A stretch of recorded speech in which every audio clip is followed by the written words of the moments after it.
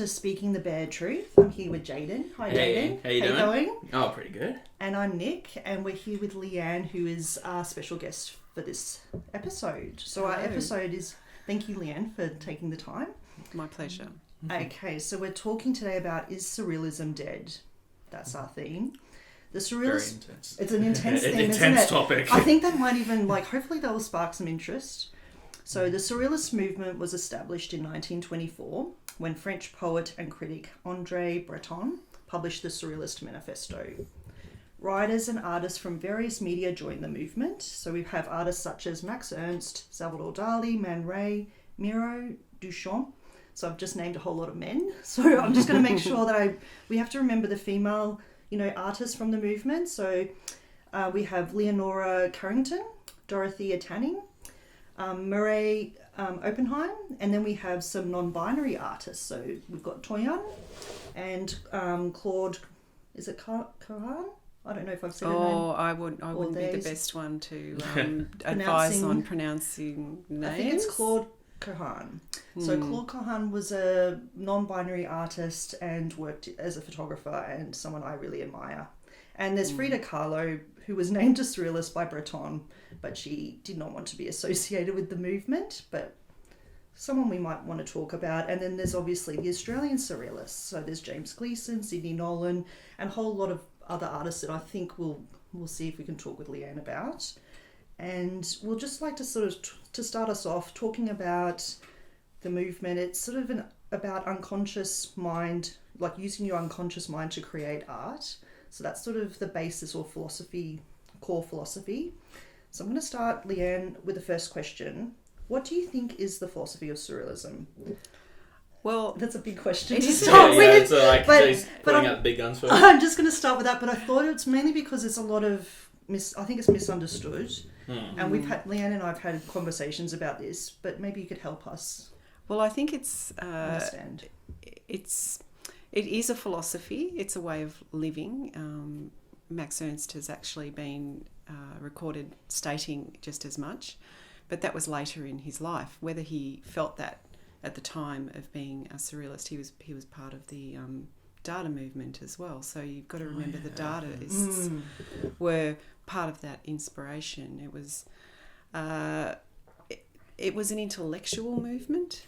So it started as a literary movement prior to being what we think of as visual art or the expression of that movement as a visual art movement.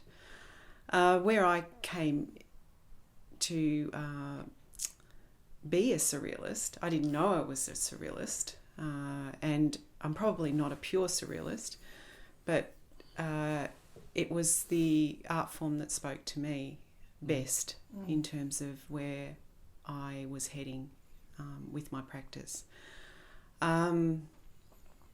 Is it a philosophy? It takes on some aspects of being such. It has a keen sense of the socio-political of its time. It was interested in the political situation, so it rejected society's conformist nature.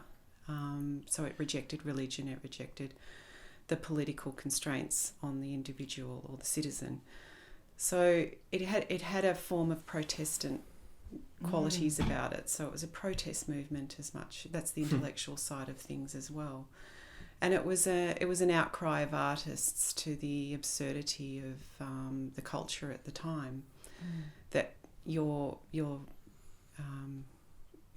kidding yourselves. There's these First World War, the Second World War, and all of the trauma that went with that, and the absurdity that our societies can function and then self-destruct in ways that were quite brutal.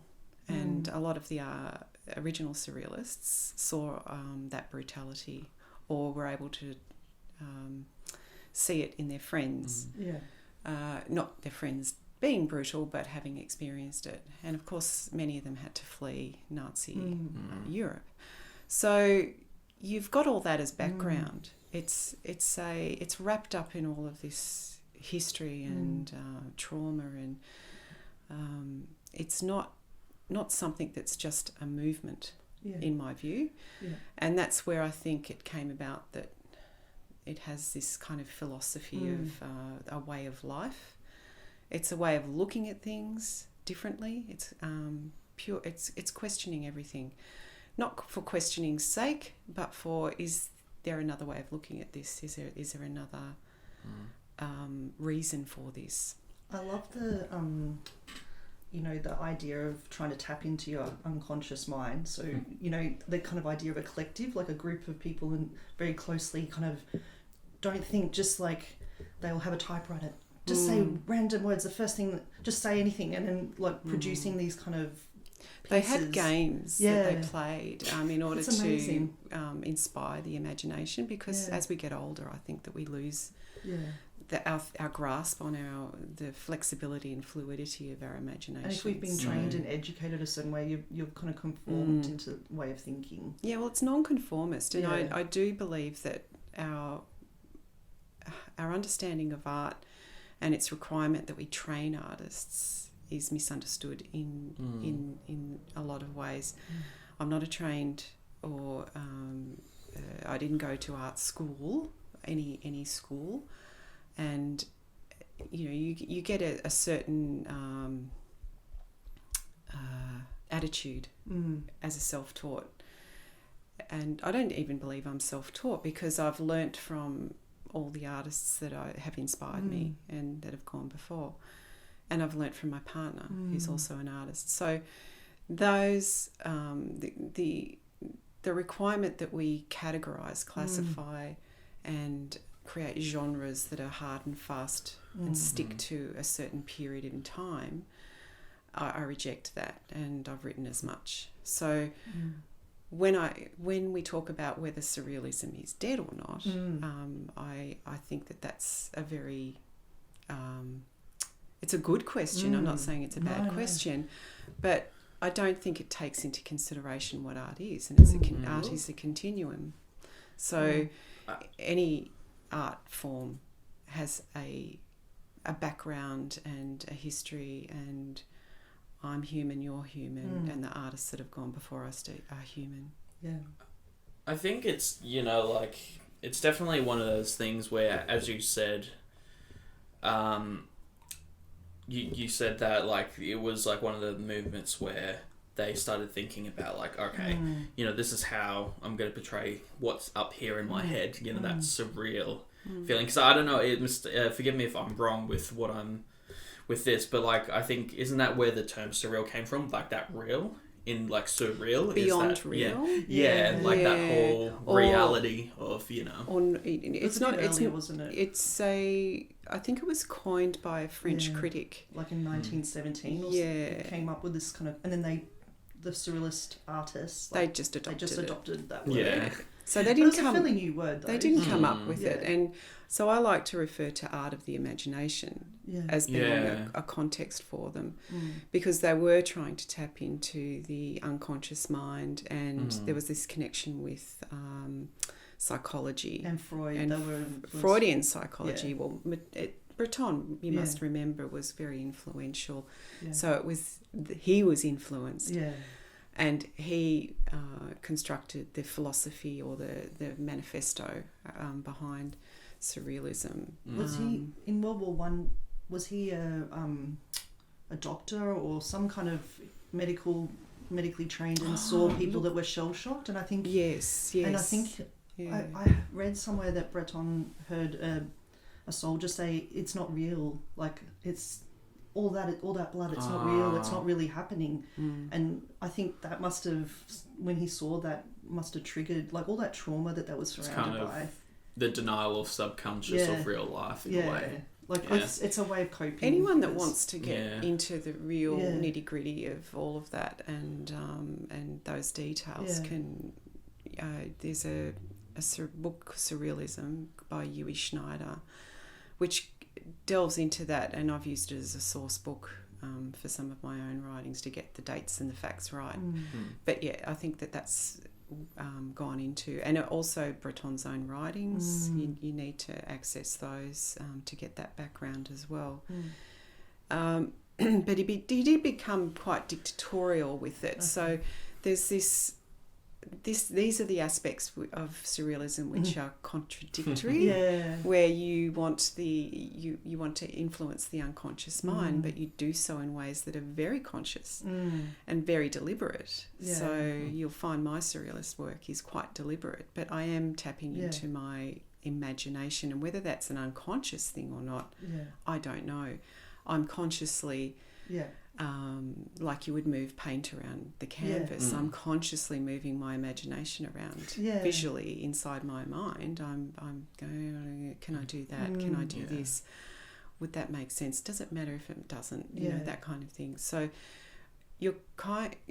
what is important to me is the idea. Yeah.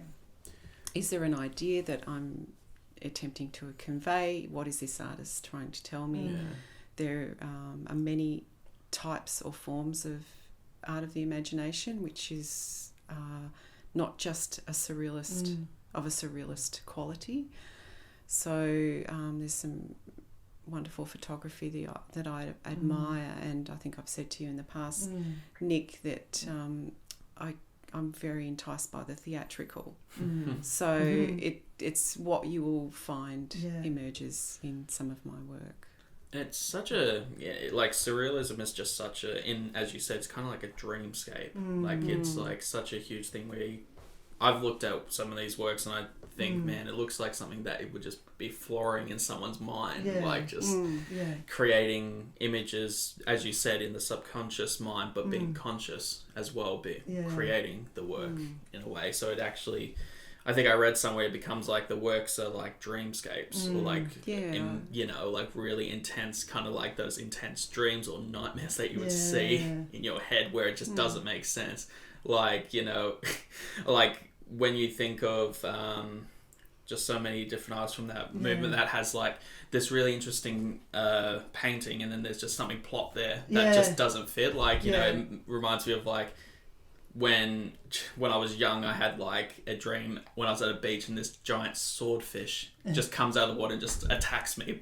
You know what I mean? But you know what I mean? It's like something like that. And then it's when the absurd, they're exploring the absurd exactly. as well, which is a fantastic element, because I think, and that's the fun of it. That's the fun of it, because there's a whole range of personality to it. So that's one of the personalities of surrealism, is that fun and that juxtaposition or trick of or wordplay, almost like a wordplay. There's an artist, a sculptor who we both know, Brendan Taylor, and he is a master of that with his sculpture. So he's a practicing artist today. So would he claim he's a surrealist or no? No, I don't think so. He doesn't have a but something that he latches onto. He's very generous, and he would he's lovely. He would praise the surrealists for his maybe some of his inspiration for that juxtapositioning of things, or the I don't know what I would call him in terms of I wouldn't presume, but there's a poetic quality to it, what he depicts in 3D. He's a fascinating he creates little poems poems, in my view. Anyway, I was just thinking, talking about the absurd, it makes me think of Duchamp. The fountain, which everyone, is a famous piece, but just to put, it's a lot of controversy it's around a lot of, that. I think you might need to, or listeners might like to delve into that as well, in terms of look for information around where that really came from. And there was the controversy is that it was an idea thought up by one of his partners. So he stole an idea, or just ran with it? I don't know the bona fides of that, but I have actually, it's been written and discussed, and there was evidence to the effect that already referenced by this artist, who unfortunately she had a very rough I suppose life. I'm not sure about her exact background, but I think she's committed suicide. So She had a lot of psychological Yeah. issues, but these ideas just came out of her, yeah. and these absurdities. So it's consistent in her work. Yeah. So the theory is that he may have been either heavily influenced or lifted it, the story goes that it was as a reaction to commercialism, and the commercialism of the art market. So make this statement of, I'm just going to throw this urinal, Yes. turn it upside down and call it what I call sign it. What did he sign it? Yeah. I've forgotten. Armat. But Armat. that actually right, that yeah. actually is a moniker of this partner. Oh, right. Well, that makes... So maybe it was a right. nod to her. So, or maybe it was her, and then he took credit. Oh, interesting. So there's a bit of controversy anyway. Well, why do you... Because we've talked about this as feminists. Like, why do you think... It's such a shame that there's amazing, talented female artists in the movement, but we never... when I say we, I mean society generally just remembers the big names. Like Salvador Dali is very famous, obviously, and known worldwide. And I think rightly so. I think he's incredible. Personally, I think he's a wonderful artist and fascinating character. Like he brought some... He promoted the movement by doing some crazy things. Like Jeez, yeah. he did like a talk when he was in a whole, he had the big helmet on and the suit, Yeah. and then somehow the oxygen, someone shut a door and he nearly died. Like he's like flaying around sort of thing. And they thought it was I can't real. breathe. And They then thought like it was like him being performance. And then he literally got reviews saying fantastic performance by Dali on the weekend or whatever it was, but. He was literally a showman. But who are the female artists that speak to you? And do you have any? The ones that you mentioned, the kind of the obvious ones, but also I was fascinated by Remedios Varo. So her work has this is where Surrealism doesn't fit neatly into any kind of pocket of in terms of not necessarily just the medium that is used, but the style of painting. So we've got some very what I call myself a voyeuristic surrealist, which is I include the human form a lot, but there are surrealists that don't include the human form. Remedios Varo has an illustrative quality. Her work is beautiful and delicate, but intensely imaginative and almost story-like, but with a really dark twist. Always a dark twist. And there's a lightness of touch to her technique, and if you look her up, you'll find some beautiful pieces. I've been looking into Leonora Carrington a lot, and that's where I think a lost opportunity by the movement was not to recognise her in her life much more than what she was. She intellectually, she just ran rings around the surrealist men, and including Breton and even Dorothea Tanning, who came fairly late-ish, and she was quite young when she met Max Ernst, and they fell in love. So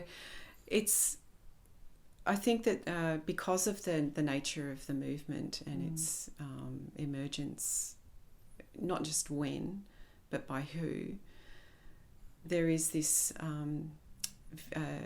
typical attitude that women have a purpose, and that purpose was to inspire or to be,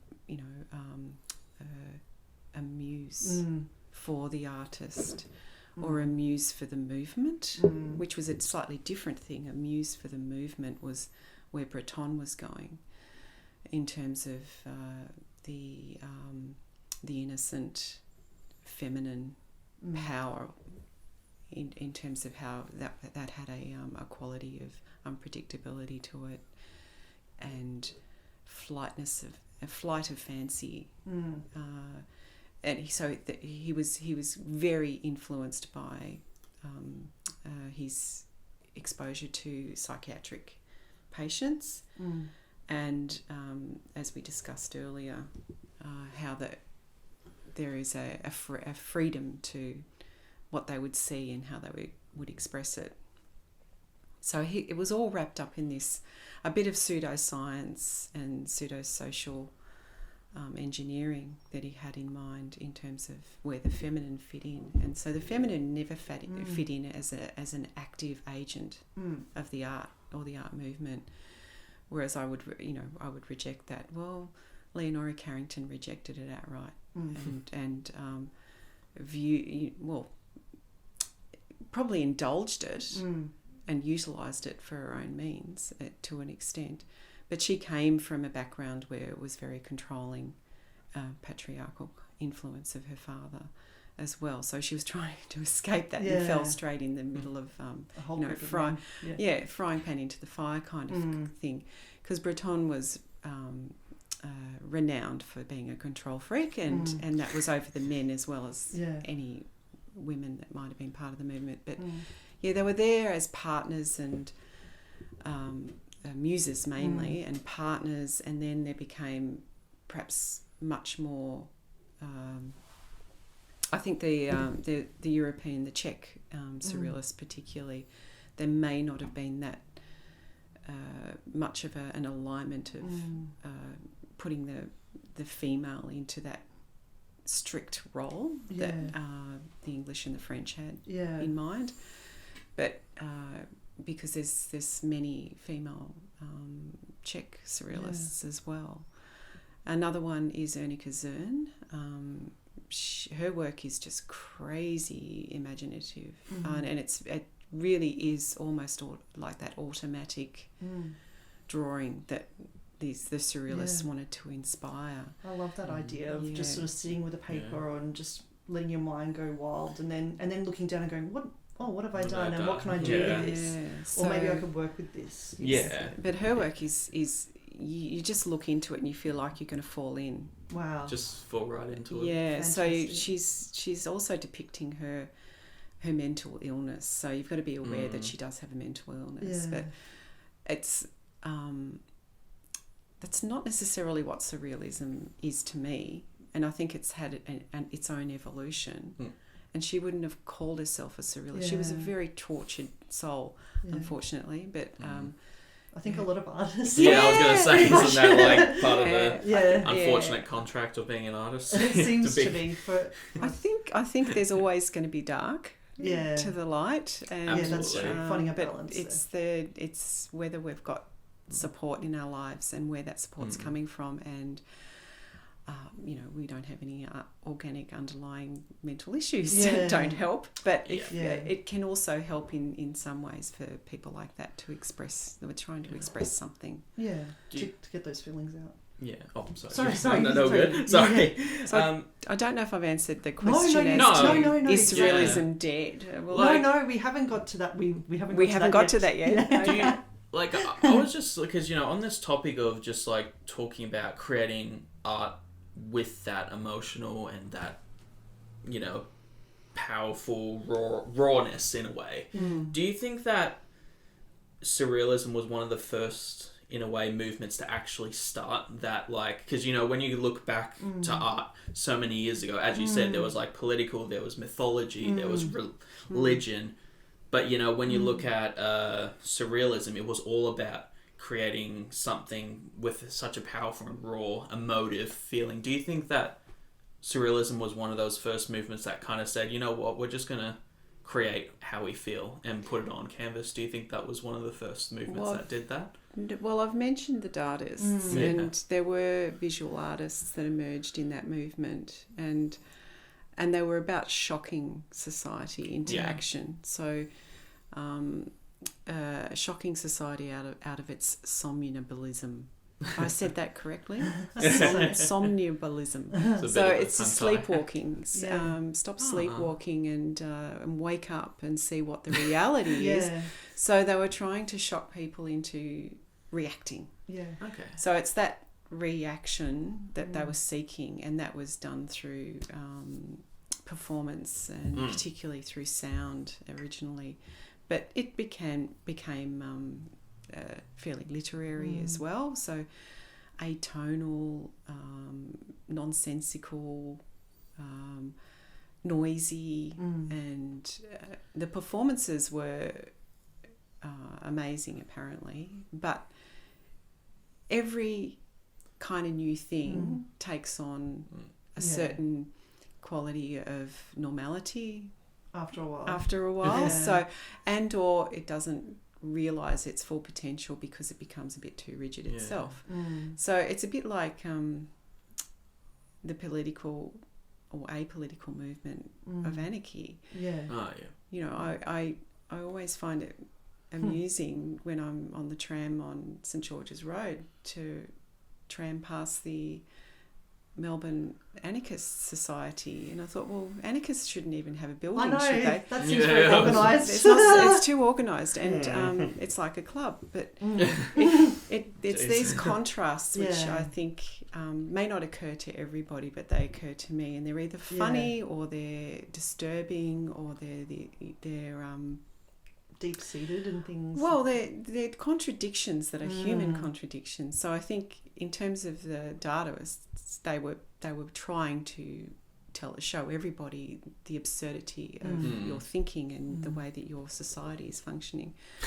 Preceding that, I'm not so sure. I mean, there were inspirations to the Surrealists in what might have looked like they were conforming artists in certain times, like Caravaggio, but he was nonconformist to an extreme. And was it the symbolists as well? And the symbolists, they broke out of the framework, I suppose, of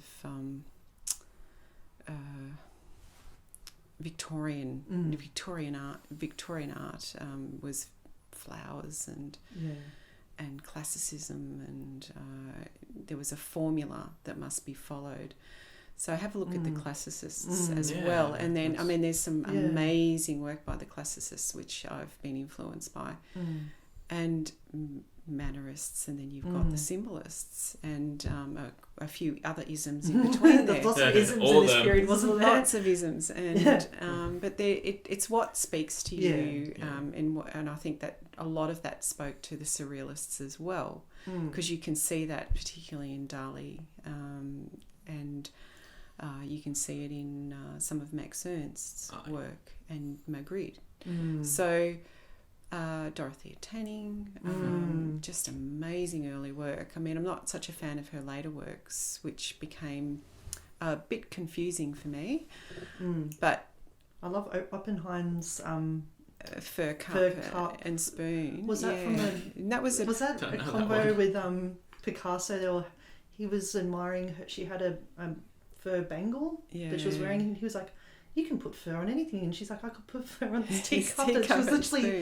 She literally was holding a teacup at the time, and then just did it. And I just think that's just inspired. So it's actually a kind of people react to it. So it's got a really strong It's an absurdist thing to do because it creates this contrast of what's function and what's not. What is functional and what isn't functional, and what's art. It starts a conversation, doesn't it? That's the question that she was posing, I think, as well as to be absurdist.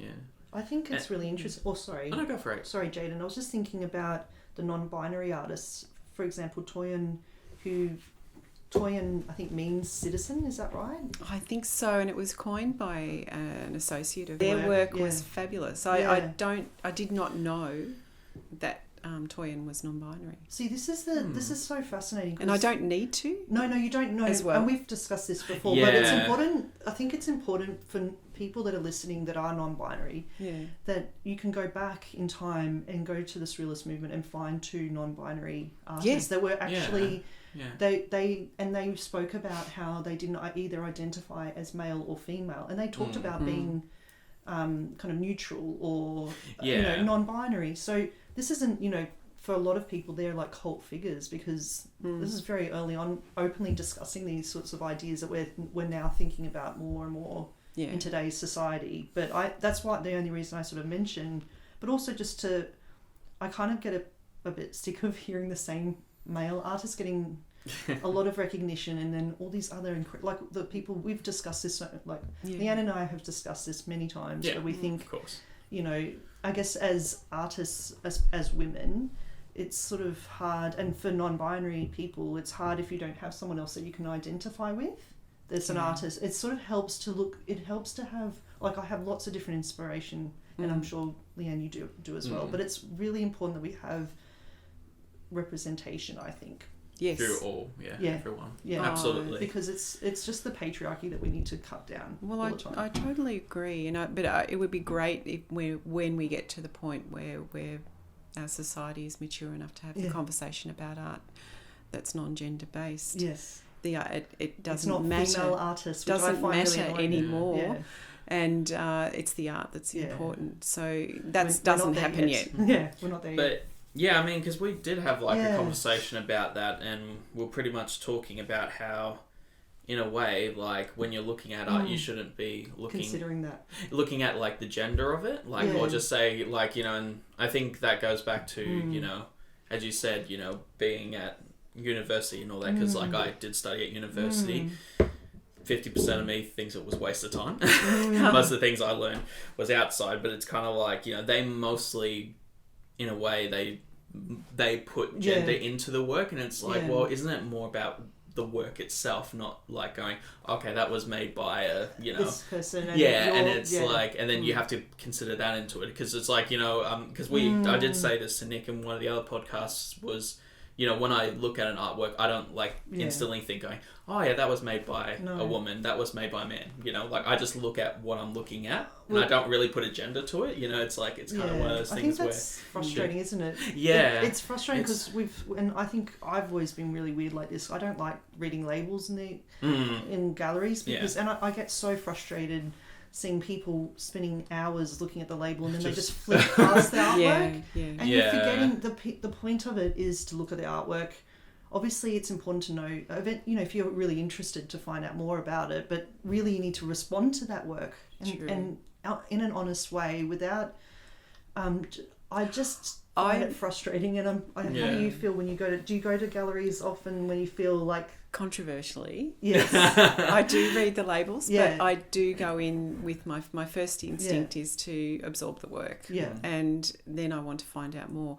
I'm more interested in what the artist has to say, frankly, and that's when I might be seen more intently reading the label, when it's the artist's words. But you're also spending time with the work, so you're not just... So that's the thing that frustrates me, and I think, and the other thing we've sort of spoken about is the, you know, people coming into a space, and you hear it all the time, it's not my cup of tea, and I don't get it, and I get so frustrated, because I think you're forgetting that it's art, and it's something that you're meant to be emotionally... you don't need to understand why it was... You can if you want to, but you need to just stop. And I think this is this thing that we're humans, and we need to break this down. We're becoming little zombies that can't think for ourselves, and we're becoming sheep. Like with our mobile phones, staring at it and not able to kind of look at an artwork and just be silent and look at it, and don't rely on other people to tell you what to think about it. Like, look at it and let yourself think about, how does that make me feel? Well, there's so much to unpack there. It's something that I rant about often. Sorry, Jayden, go That's ahead. it. No, you go for it. Well, I was just going, with that, all those reflections, Nick, I totally understand that. I've got a funny story. When one of my solo shows, and I invited my elderly nana, of course, and we got her up the stairs, and she had a great time, and she looked at one of the paintings, and it was very insightful, and she said to me, "She's got a nice smile." and I said, "Oh, thanks, Nana," you know, and then I proceeded to tell my partner that Nana thinks the back of that model that I've painted there has a nice smile. So it's what is seen in the organic sense. Her eyesight wasn't great, but what appealed to her was the nice smile that she saw in the painting. That's right. That's wonderful though. But she was still responding to it in what she saw. And she was she's of an era where if you can't say something nice, don't say anything at all. So she was probably scrambling in her mind to say something nice to her granddaughter about her artwork. Why is she doing this art business? Oh, can't she just go and get a real job? And, that kind of thing. Yeah. But Nana had very Victorian ways in thinking, but she couldn't see well enough either to get where I was going. And the painting that she was describing in her way was one of my Balfour Worship series, which was a anti-religion paint piece, and about the context of worship without questioning. So she didn't get it at all. But that's what people will do. Yeah. They will bring what their experience is to your work, and their frame of reference will be whatever that is. And of course, if they're other abled in terms of whether they can see clearly, and she had her glasses on, but obviously they weren't working very well.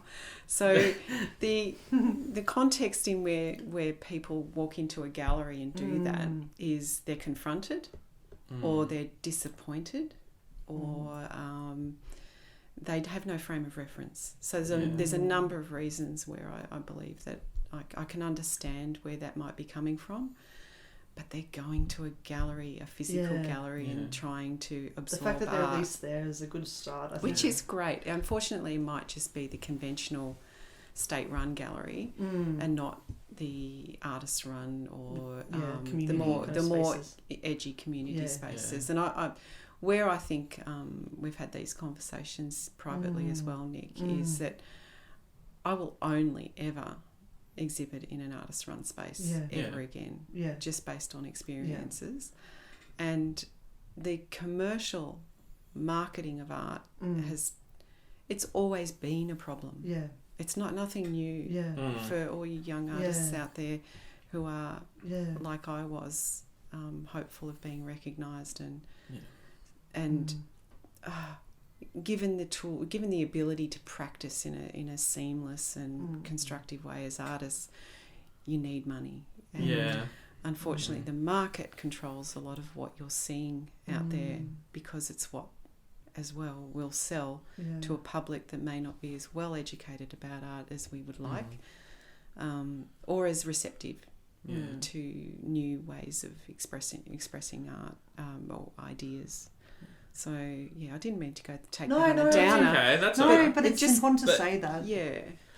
But I think it's interesting on that topic of like when not looking at a label and all that sort of thing, going through a gallery. Maybe in an interesting way, maybe Surrealism is like that perfect example of not looking at a label, because they created work that was in your face that you didn't have to look at a label. You just look at it, and it's this like this crazy image that you're looking at, but in a way, like, it's kind of like one of those perfect examples of a movement where you didn't have to look at labels and you just process the artwork yourself. It's kind of like one of those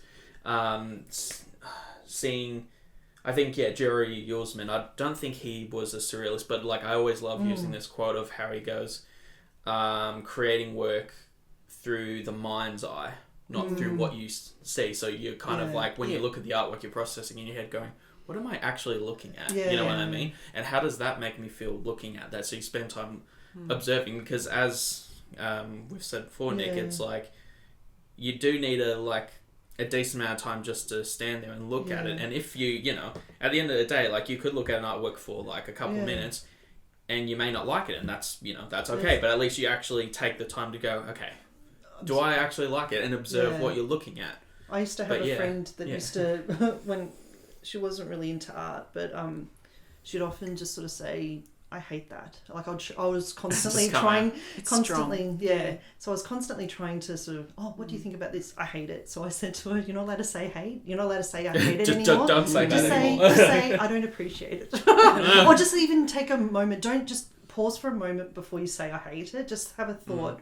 Look at it and think about it a little bit. But and the other thing that I hate, Don't say hate. Don't say hate, Nick. I hate it when people say, I could do that. That really gets to me. You know, No. oh, but you that's didn't. Nonsense as Yeah. well. You didn't. Yeah. So someone else Exactly. did. Someone else already did it and you didn't. So That's right. There you go. And they're on you the, couldn't on, do it. They're on Yeah. the wall. They're in the art book, and you know, It's such a funny. a pet hate of most artists, I Yeah. have to say, Ah. and I can't agree with you enough. Yeah. That is frustrating, and it it just escaped me what I was going to say to that. But it's the struggle is not to make people like me or like my work, but to get them. That my struggle is get them to ask the question and question things themselves. And if they don't like the art, that's fine. They've got we've got a reaction. They know what they. It doesn't have to be like to be art. Because perhaps where I'm getting... Because your work is sort of based around like a series of works that is telling... Like, is that normally how you work? Yeah, and that's very non-surrealist, I would say. My series bent is... you think about exhibiting. Well, you can't, as an individual artist operating...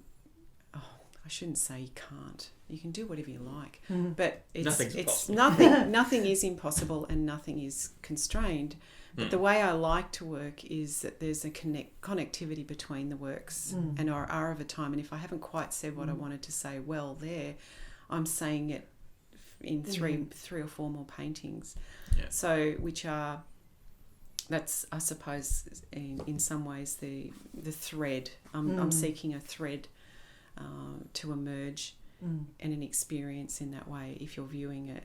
So I'm painting for me about things that I want to say, and ultimately if you're an artist you're wanting to communicate. So I'm trying to communicate that. Where you have this where I think it goes if you don't create threads through your work, you basically having your own personal salon. So it's all these different little ideas jotted down that come from a single artist. Well, the way I work is to thread that through. Is it a narrative in your work? Like, is the body, or is it more... Not linear, Yeah. but there can be a context for a series. So there'll be a context for the next series that I paint, which will be a very personal one, but one that is a commentary on the judiciary, and for reasons I won't go into. But the all around the contexts in surrealist terms of the contradictions. Where are the contradictions? Where are what is the reality? And depicting that in non-real ways or surreal ways. So questioning reality. Questioning that reality.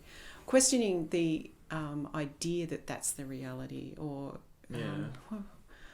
I can't remember the name of the show, funny little show, I reject your reality and substitute my own, that kind of thing. That kind of thing, so not my words, one of your viewers will remember the show. And the reality that we're having shoved at us, or the false truths. So I would say what I'm seeking is to say, well, this is the truth. Yeah. This is my truth. What do you think? Or the truth? I don't think it's my truth. Yeah. I'm a bit more egotistical than that. I'm saying this is the truth. Look at it. Appreciate it. And argue with me that it's not. So, tell me it's not the truth. So this series, when is this series going to be exhibited, do you think? Who knows? I've got the drawings are there. Yeah. Check it out on leanna.com. Oh yes, we'll link to Leanne's So website. It's called The Red Mass. So the contradictions in terms of the structures that we think are secular, they are not.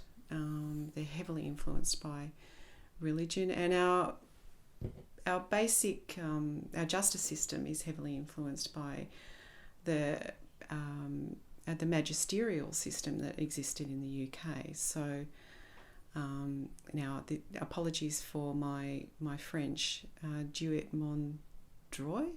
I'm not sure if that's correct, but in so it is connected with the magisterial declaration in God we trust.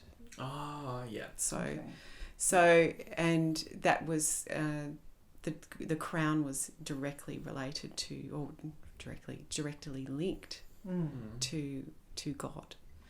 So so I'm saying that your justice system is not secular, Australia. And there's direct experience as to how that, or the effects or the poor quality of justice that we experience as a result. So that series is in drawing form, and that's where I'll go. I'll start with the idea. I'll throw around how I'm going to symbolise, and that's where I'm not quite a surrealist. I'm also a symbolist. I'm also in everything else. So it's just that surrealism has that flexibility. So not to get stuck there, but to go back as to why I don't think surrealism. Yeah, I was going to say we need to that's right. There was a is because I think surrealism lives in me. Yes. So I am surrealist in terms of how I practice, not pure surrealism. However, it lives on in me. It lived before surrealism. And they just there's a continuum of everything. So there's an evolution. Occasionally there are peaks and that stand out maybe. So you've identified as a surrealist artist since sort of the early 1980s, is that? Yeah, or early to mid 1980s. I was practicing by 86. So would you, Leanne, through that time you would have come across many other artists that have considered themselves surrealist, or that you would think, you can see there's influence by in that artist's work? Actually, not personally. Yeah. No. That's interesting. My partner is a surrealist, and I think he has been since he was born. And he's Once got always. Yeah, absolutely. Does so he when have I a first website saw, as well? Vakras.com, Yeah. Vakras.com. Now his work heavily influenced me. Well, his practice influenced me. It was at the point of time when I met him, and he'd been painting for a few years.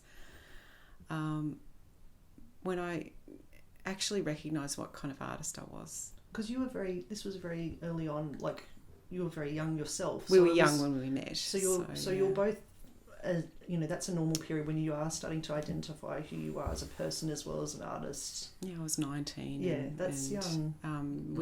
So when preceding that, I'd always drawn. I was prolific in terms of drawing, and when I was very young, I was seeing things and drawing them on the wallpaper in my room, which disturbed my parents, and unfortunately skulls and stuff like that. But it was more that's part a of your curiosity. Yeah. It wasn't a darkness, it was a curiosity. What am I seeing? And I was drawing it. So that never gelled into a what am I as an artist. Yeah. So, and I think I've said to Nick, I think I can offer this. Sorry, everyone, but I think I was a little depressed as a teenager. So it didn't. I didn't start to realise anything, and then I met through friends, met Demetrios, and we got talking about art, and we got talking about philosophy and all sorts of stuff. So viewing his art, that's exactly what I am. It just was that spark. Yeah. Everyone has one, and preceding that, I would haunt the gallery, the NGV, with either my mum early on. She would take us to the gallery or the museum, and I found that those were influences that emerged in my work as well. So very, very much the case that I was obviously interested in myth and its expression, and it as a vehicle for the ideas that I was having. So, and where were we going with this question? So we were going to sort of say. So I even think us talking about surrealism means that it's not dead. The fact that we're even talking Well, about that's this episode. it. Yeah, that's Like, pretty much and then it. the fact that there's, you know, we know two artists, obviously, and I've known you for a while now, Leanne, that are practicing surrealist artists is exciting to me because, you know, because you might look on, like, in an art encyclopedia or on Wikipedia, and it might say that, you know, surrealism died or didn't. It doesn't say it died. That's my words. Yeah. It ended. It died. It ended in the Yeah. sort of 50s maybe, or it kind of Yeah. fleeted out with that central group, you know, from the 1924 onwards. But, you know, they probably all went their own Yeah, I ways think eventually. those they're arbitrary. Yeah. And they're not There's not definite- relevant. That's As right. I say, I think the art is a continuum, and that has relevance in any genre or ism as it's coined. And we as artists look into all forms of art for our own reference, as well as appreciation, as well as our development and evolution. I don't think we're any one of us is static, but when we look for information about artists and their career, we find this static situation exists. Yeah. So, but don't assume that that's the case. No. Never assume that that's the case. So I guess I don't know what I was going to go with this, but I was thinking, you know, surrealism, I guess, didn't die in a way because it went into lots of different other movements. Like, I think abstract expressionism was highly influenced by the surrealists. So it kind of just morphs into lots of different other movements and forms. It lived on in different people and groups of people, collectives, but it's adopted and probably carved up a bit by the marketing and advertising that you see. You'll find it emerging in all sorts of ways in commercialism as well, because it can be a good vehicle for any kind of message. If you say so, if you look at it in that kind of those terms, what about a genre of art is its vehicle for the idea? So surrealism lends itself to that. It's about being imaginative and quirky and twisting the Playful. idea, playful, absurdist. Speaking your truth. And it can accessing also your dreams. And access your dreams in order to act as the vehicle for the message and the truth that you want, that, as you say. But it's... I don't think... not everybody would agree that I'm a surrealist. Some people see a heavy influence of symbolism, and that's okay with me. That's fine. It's a convenience in a way to give people a hook that they recognise. And something that you identify with and have been influenced I have by. been influenced heavily by. And I can see the way the intellectual side of it as well is what it has been what has attracted me, because it's about freedom of thought. It's about independence of thought. It's about for all of our criticisms of the early surrealists in terms of their feminist bona fides, it's because it's a vehicle for independence of mind and freedom of thought that it is. It can lend itself well to feminist ideologies as well, but that's where the intellectual side of it comes in. So, and going, dovetailing all the way back, it's a way of living. It's a way of conducting your life, and it's honest. Even though some people may feel like they're being tricked by it, it's not the trick. It's that's the vehicle for asking people to question and make up their own mind. Independence of thought is very important to society, and I believe that there's too many constraints around that. I think there's too many people that don't think for themselves. And convenient. They go for the convenience, which is to be told and directed, and to conform. And that's where the surrealists they riled against it. Yeah. And they rioted. Rioted and argued. Yeah. And were persecuted for it. Yeah. just having independence of thought, just having your own opinion and own thought. That's important, isn't it? Well, it's important to be critical when you're thinking in your thinking, things. But independent So in that way, When you think about how few people do you really know that actually question, like, that. Yeah, it's just such an interesting thing. But I mean, I think I know a lot of people that do, but I kind of make sure that I surround myself with people like that. But there's so many people. And then at a young age, I was labelled as an opinionated little girl. You too. Yes. And like that was a bad thing. And I used to think when the person that said that to me, I thought, what's wrong with that? Isn't it? Yeah, exactly. I like being opinionated. I always have been, but I'm also. I think we need a badge, a new badge, opinionated woman. I'm opinionated Just woman walking and past, proud. But I'm also willing, and I think this is something that you do as well, Leanne, really well, is listening to others. Like, you're not so steadfast in your views that you couldn't be swayed by a really good discussion and I think that's what art is about, and I think that's what the Surrealists were doing, perhaps at the core, is sort of. I don't know if that is or not. That's a good. That's another question. Well, you might need to look into some of the history. It sounds like Breton. If he was a bit of a control freak, he probably.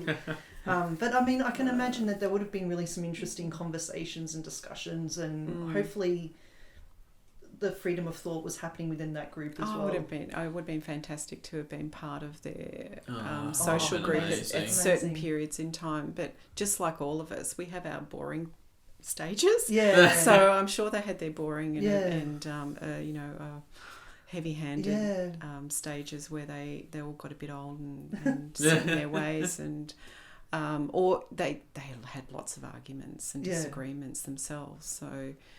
It's human. That's what it is to be human. Is my point. In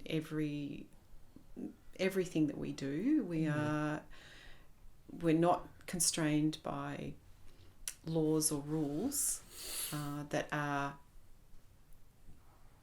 antithetical to our humanity.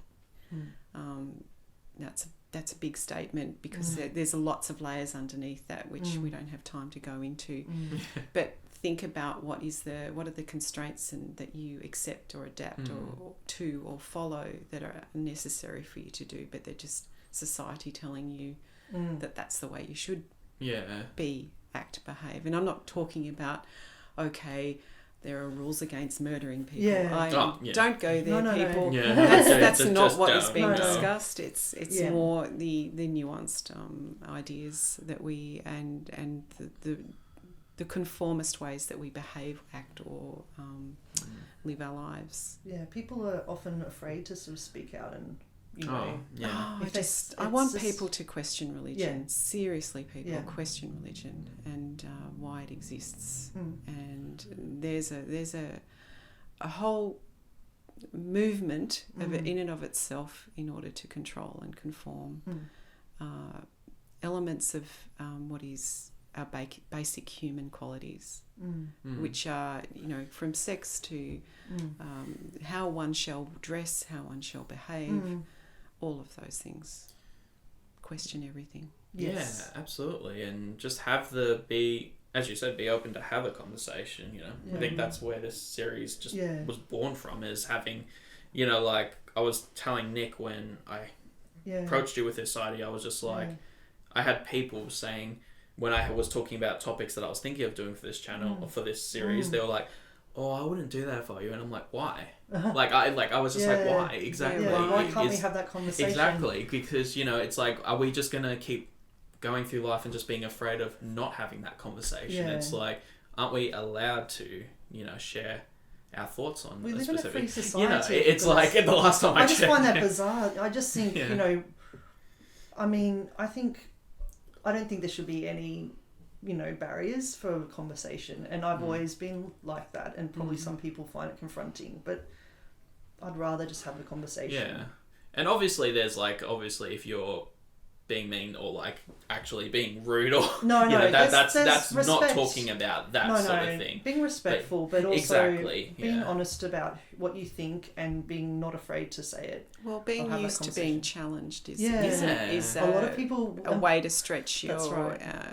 Ways of thinking, as well as to gain maturity. And we live in a country that is afraid of that because it's so conservative, and you know, in terms of politics, you know, there's a lot of people that I don't mind people being direct, and like that the hate. You know, I mean, sometimes there's not a word that people can find in the English language that quite gets there for them, and or there's a lazy intellectual. There's a laziness to how you're thinking about something. You don't really care. Yeah, you know, it's just that you don't really care. Yeah.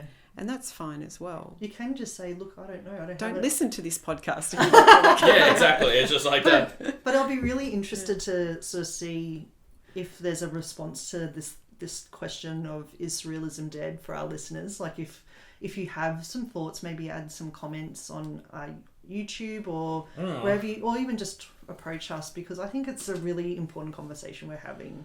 And it is, and it's important to be kind. It's important to be. I think where we forget or get a bit drowned out by the respect. Yeah. Because that's stated a lot. It's about being kind. Yeah.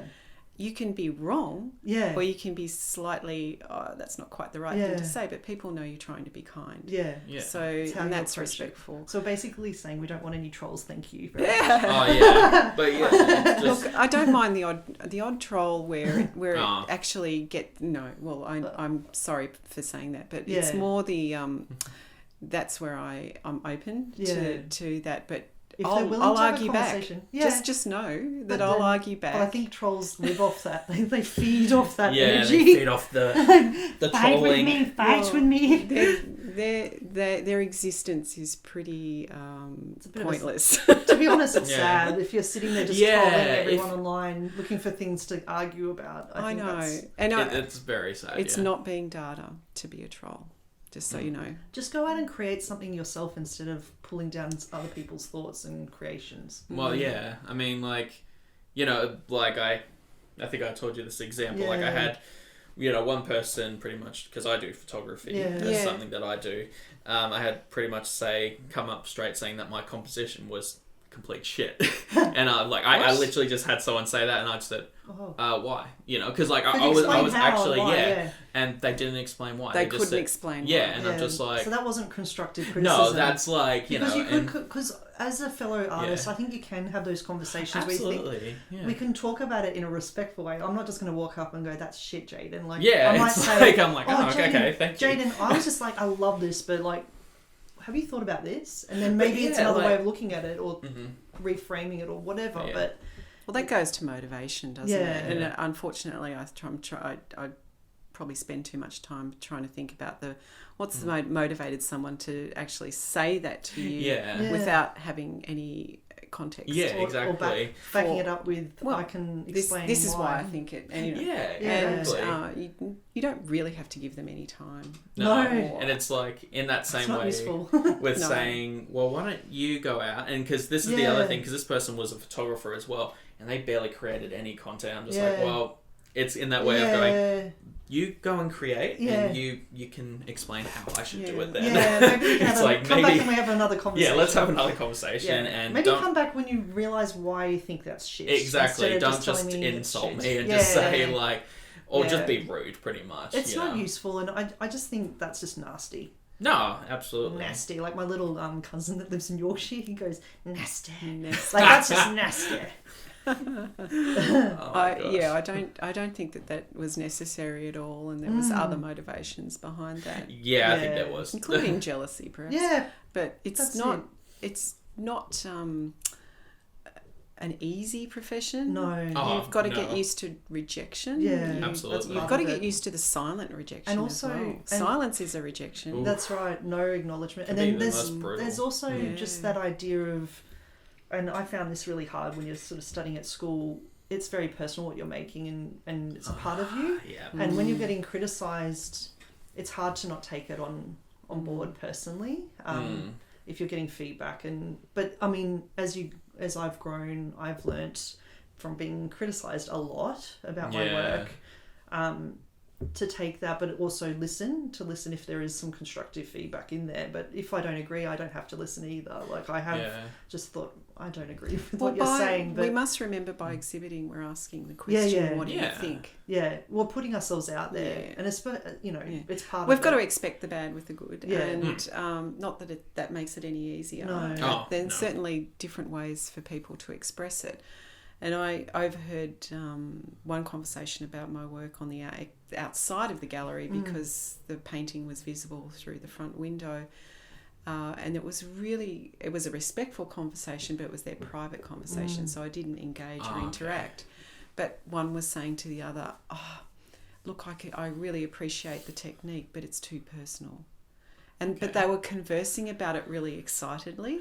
So I thought, I can take that. Yeah. I can cope with that. I just think that I want to unpack that it's too personal. Because I didn't understand what they meant. I don't get that. I would have liked to have actually said, what do you mean? Well, it's like, excuse me, sorry. Honestly, everything we create is very personal. It's a part of us. It's an extension of who we are as a person. Well, I think what they may have meant was that it was too inside someone's head. Oh, okay. What they were seeing was maybe without the context, or seeing the other work around. This is where my series usually have a bit more context.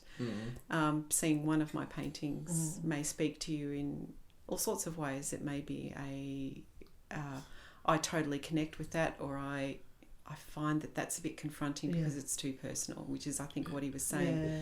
And it was an older gentleman talking to a younger man. Yeah. So,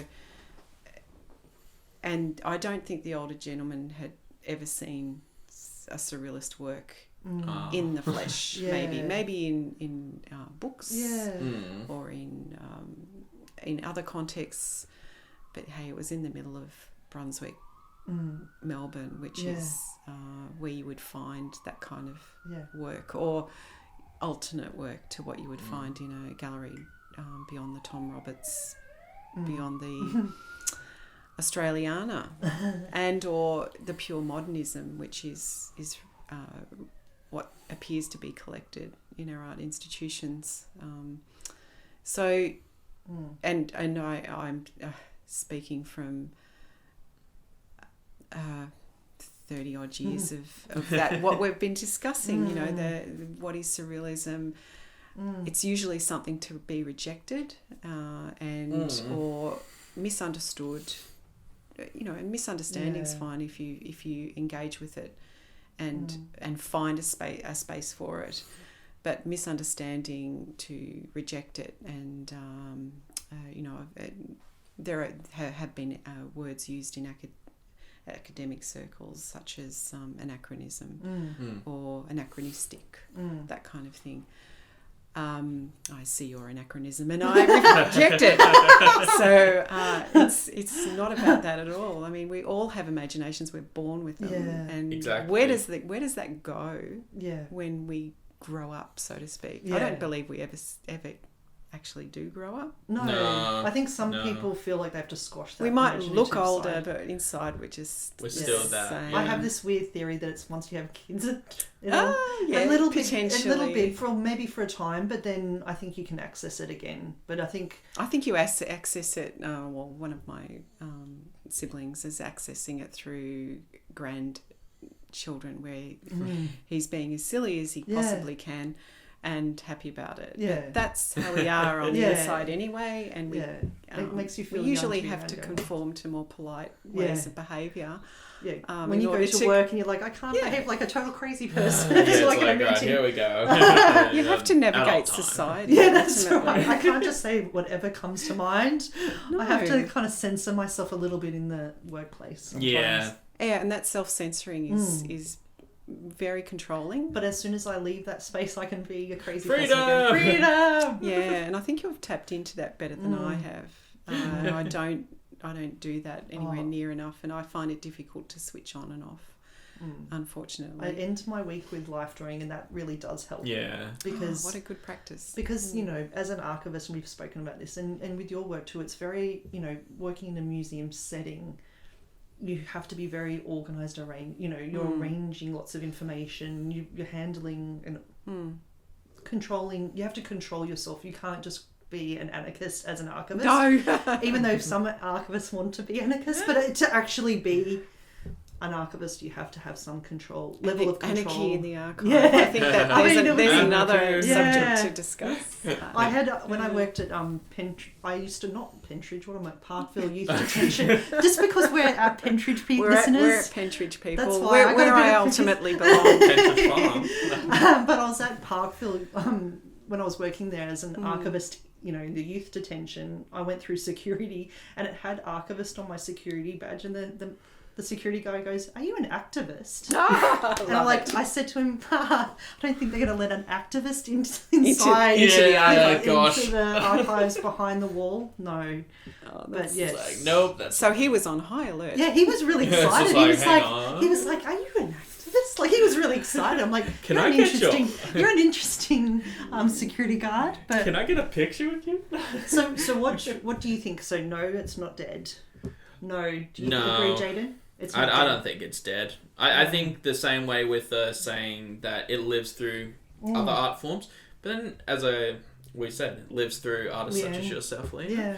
And I think it just keeps living. I think any movement is just like talking about it keeps it living. Like we were talking about it with Jenny, how she says, once the conversation stops, that's when it dies. That's know? right. And that's when it so ends. if we keep talking about it and keep seeing works about it, then I don't think it ever will die unless I think art never dies. To be honest, that's it. Like that's how I see it. It's leaving a piece of yourself behind. And it doesn't mean that it's supported. No. Just because I'm saying it's not dead doesn't mean it. I'm No, saying no, it's supported, because that's sometimes the context where people go. It's not supported by the art establishment we're talking about. Yeah, the art but it could be. That. But it could be supported by lots of different artists that will appreciate it and love it. But yeah, I think the arts establishment needs a bit of a shake kick up the arse. It needs a surrealist movement to wake it up. It needs a huge kick up the arse. New surrealism. Yeah, we need a new movement to kick them up the arse. Really. Well, yeah. Do we need a movement, or we just need a rejection? Yeah. I think it's within us all.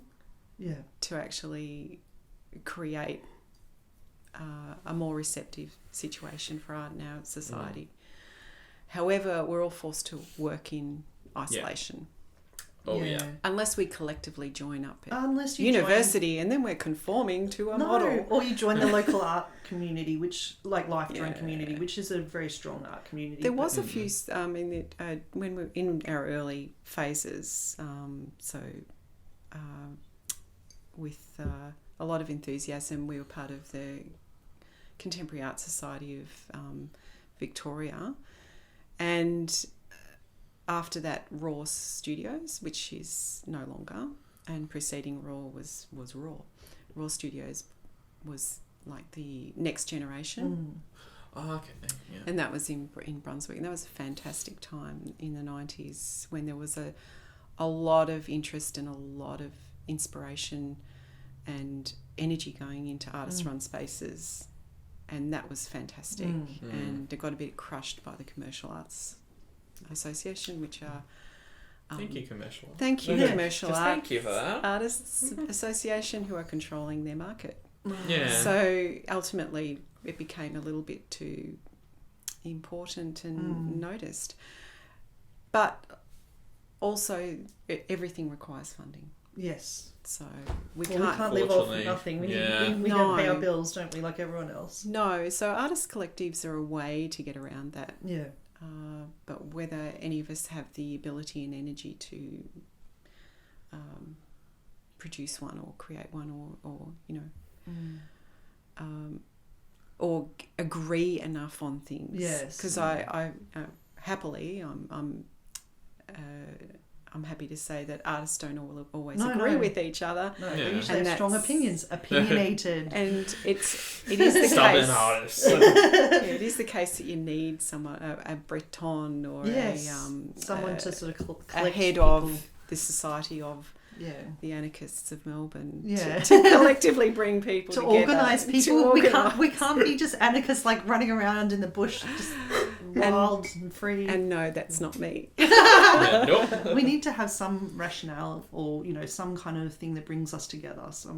Well, it's so that artists are supporting artists Yeah. and not being screwed over by Yes. a variety of characters and entities that who exploit are artists. basically in for their own aggrandizement and or Commercial gain. and or have a constraint over their selection in terms of what we're depicting as the state art approved. Yeah, I reject that. Yeah. Let's be anarchists together. I'm with you, Nick. Yeah. We'll make a club. Yeah, let's do it. We can make our own club. The meeting adjourned. Yeah. Well, thank you, Leanne. There will be no minutes at our club. That's right. We Yeah. can just have fun, enjoy ourselves. Absolutely. I think I'm looking forward to that. Let's do that. I think we've already started it. Yeah, we have. And good on you for doing the podcast. Thank you. I wish you all the best with this. No, thank you, Leanne, thank for you. taking the time, and thank you, Jayden, for inviting me on this journey as Yeah, well. We it's say my that pleasure. often at the end of our episodes because it's just so exciting to talk about this. Just talk about different themes and ideas that are kind of popping into our head, and there's no right and wrong. We've just decided we're just sort of approaching different people to sort of, would you like to discuss this topic? Like, this is just something we're going to talk about. Fantastic. And And it's there been are fascinating. no wrong questions. No, there It's isn't. just, and I'm important totally to question. happy to be wrong on something. Like, if I have a way of thinking, it's good to sort of, I'm still learning. It's all about lifelong learning for me. I'm not going to stop until I die, essentially. Whenever that day comes. I agree with you. Well, if there is a meaning to life, then I would say that that's one. Yeah, pretty much. That's why Just we're keep here. going. Exactly. So I guess as I started the podcast, You I can end yeah, it. you can finish it up. So dear listeners, thank you for listening. Really would love you to comment and follow, subscribe, tell your friends about us. Yes. Because we'd like to get, as many people being part of this conversation. So really appreciate you listening. And thank you, Leanne, and thank you, Jayden. And hopefully you'll listen to our next podcast. Yay to living artists. Yay! Have a good one, guys. Bye.